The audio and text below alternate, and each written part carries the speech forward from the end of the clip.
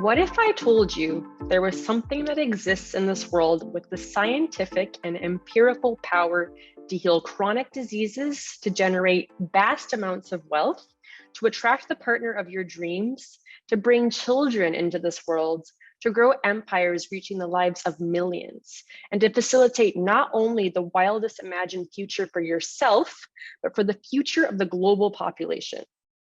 You're listening, right? You're thinking I was able to get a peek at Apple's product pitches for next year.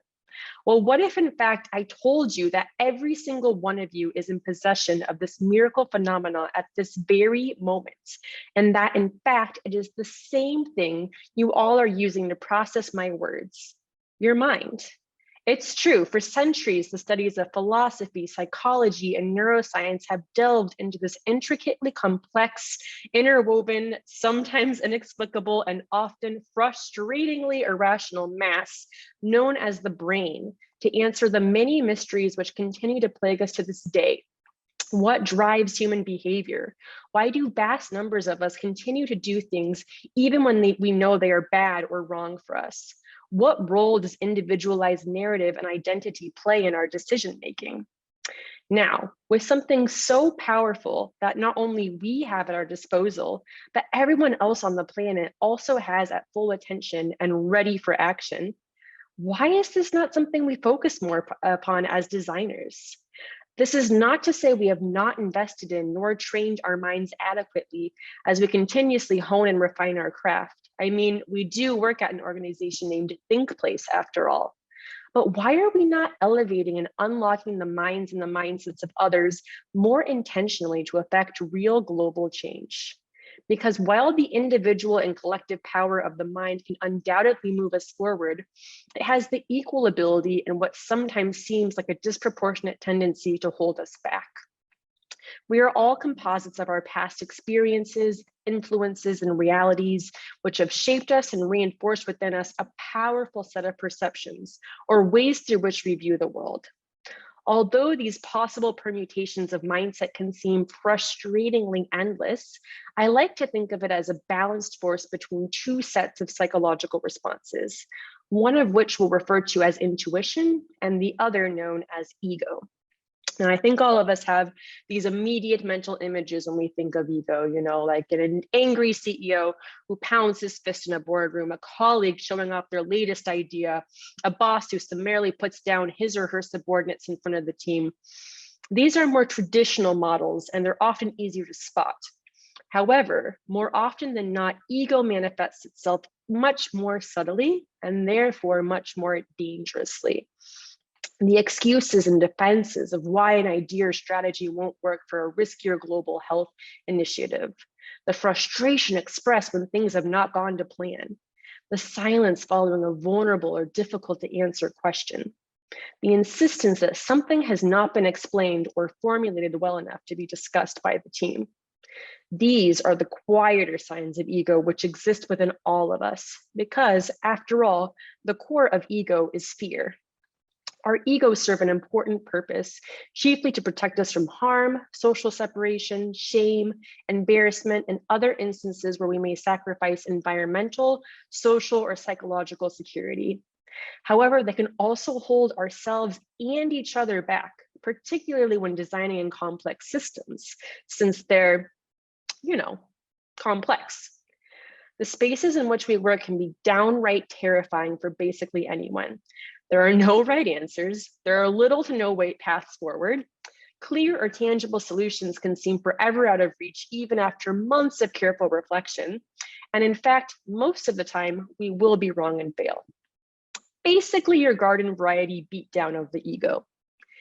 Ego can be dangerous, and in some cases, a death sentence for design teams and the complex challenges we seek to overcome. And sometimes no amount of carefully thought out activities or the blurting out of trust the process can ever fully protect a fragile ego. However, it's usually only when we get out of our own ways and encourage others to do the same that we can tap into the antithesis of ego, our intuition. Now, intuition is not necessarily this magical knowing which guides us towards all that is righteous. And in fact, most times it's simply a trusting in oneself and sometimes more importantly, a trusting that others will create and hold space for that idea, thought, illustration, etc.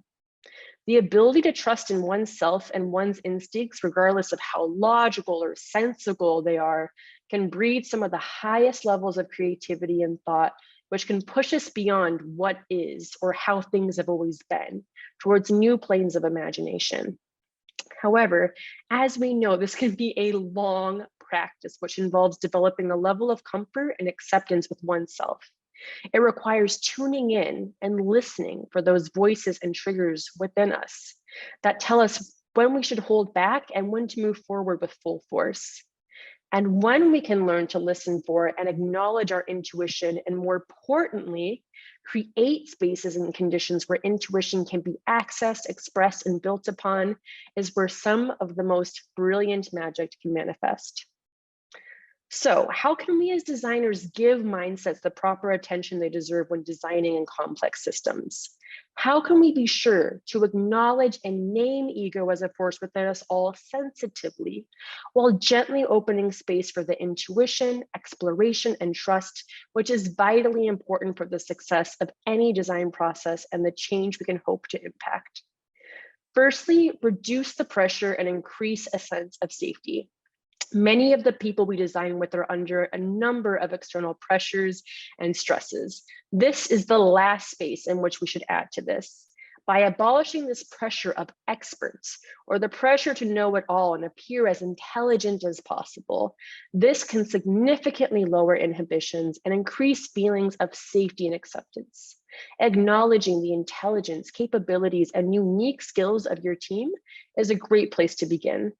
Additionally, modeling vulnerability and sharing open spaces for others to do the same can be a wonderful way to shut that ego down and allow intuition to take hold.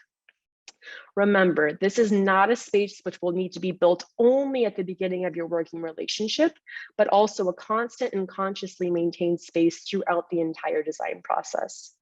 This brings us to our next tenet of optimal mindset cultivation. Normalize and speak out loud the anxiety of the unknown. When faced with the unknown, ego and fear can easily creep in to cultivate a sense of security within design team members. By normalizing these feelings and actively explaining that the anxiety is an inherent part of the process, the ego's defenses can be less likely to take over. Even explaining that there are things in which you as lead designer still do not know and may only discover through the process can level the playing field, reducing those power grabs or other harmful group dynamics. And finally, when ego inevitably arises over the course of design challenges, continuously build those positive reinforcement loops. Celebrate your team as whole people, particularly for their incomplete, disorganized, or even ugly ideas or thoughts. Remind them of their strengths and the powers they hold to unleash not only their highest potential, but to create spaces in which the highest potential of others can be expressed as well. The power of the mind is endless, both in its abilities to take us and those around us forward as much as they can hold us back. Without proper and intentional investment in time, we miss an opportunity to truly move the needle on entrenched and complex challenges. And more importantly, we miss out on the magic.